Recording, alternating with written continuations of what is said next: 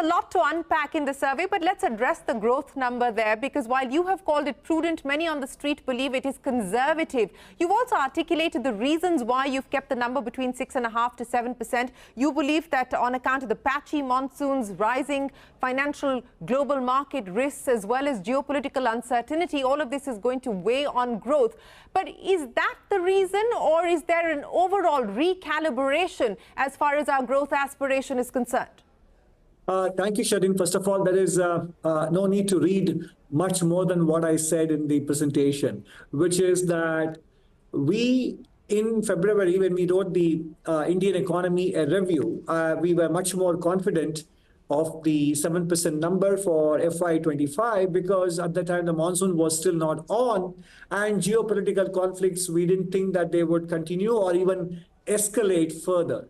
And financial markets have continued with their rise, and naturally, therefore, now what we are seeing is maybe some signs of rising global political uncertainties, and financial markets beginning to react as well to that, and the monsoon being patchy, as you mentioned. So this is just our recognition of the near-term factors, incremental factors at the margin that have become somewhat unfavorable. But we believe that if we persist with the kind of reforms that we have illustrated in the survey at all levels of government, and with the private sector pitches in with its capital formation and employment generation, etc., achieving a sustained 7% growth rate in the coming years is possible.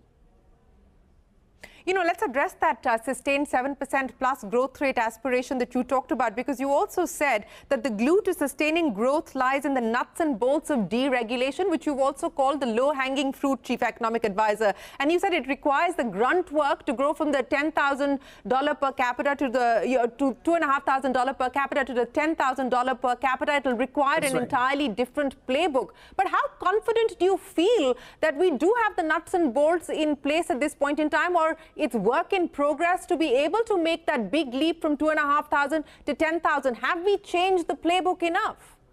No, I think that's a good question. But, while it may not be possible for us to answer whether we have what it takes, that is where we have to look at where we were and where we have come.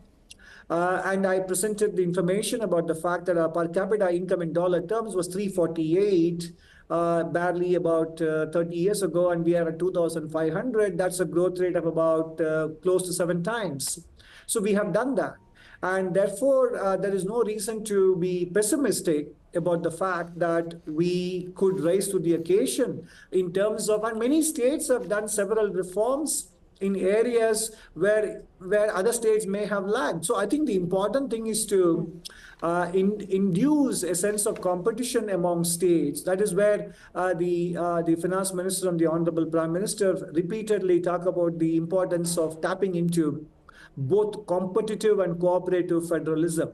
Those have to be put into action. Then it is possible that this deregulation agenda can kick off in all the states. And that is a separate issue for another debate. But let me address the issue of private sector investment and private capex. And, while you do point out in the survey that signs are encouraging of private investment picking up, the demand from industry continues to be that the government will need to do the heavy lifting when it comes to capex. In fact, industry is demanding that the government improve on or better on the number that was presented in the interim budget. Do you believe that that is a legitimate ask, that case is warranted? Industries ask that the government continues to do the heavy lifting when it comes to capex.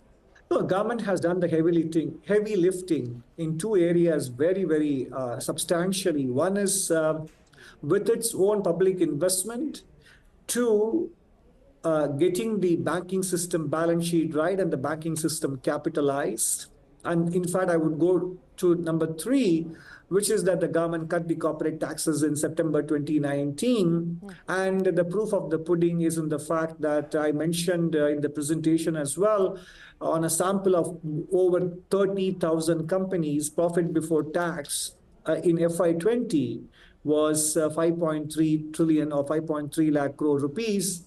And FY23, it had risen to 20.6 which is almost 4 times. So the private sector has had an excellent run, which is good for them, and they have great balance sheets now. So now it is time for them to come good, or not for the sake of the economy, not for the sake of the government, but for their own sake.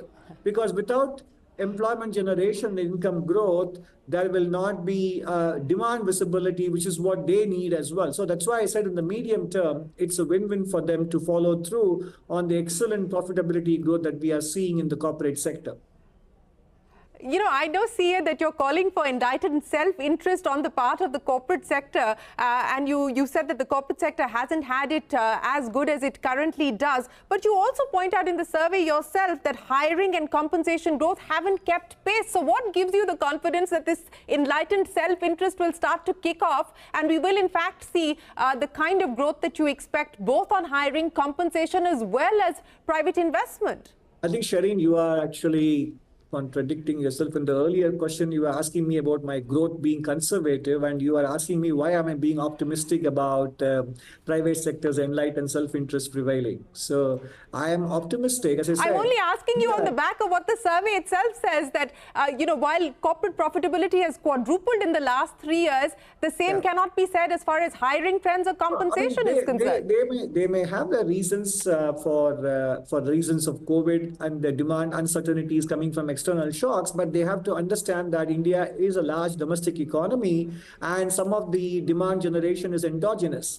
I think we have to close here because, you know, we have a series of interviews coming, Shireen, with other people, so we have to come back. May I request one final question, CA, and that has to do with jobs, because that is something that you spend a lot of your time talking about in the survey. You talk about the fact that India needs to generate 78.5 lakh jobs annually by 2036. Now, you know, again, I go back to the ask from industry: more PLI for labor-intensive sectors, more employment-linked incentives across sectors. Do you believe that that is a legitimate ask on the part of industry? And how do we get to this 8 million number that you spoke of in terms of jobs? Look, in a large country, it's always possible for everybody to have asks, and to invoke the famous lines from some American presidents. Is always important to talk in terms of asks and gives as well, which is what the survey points out.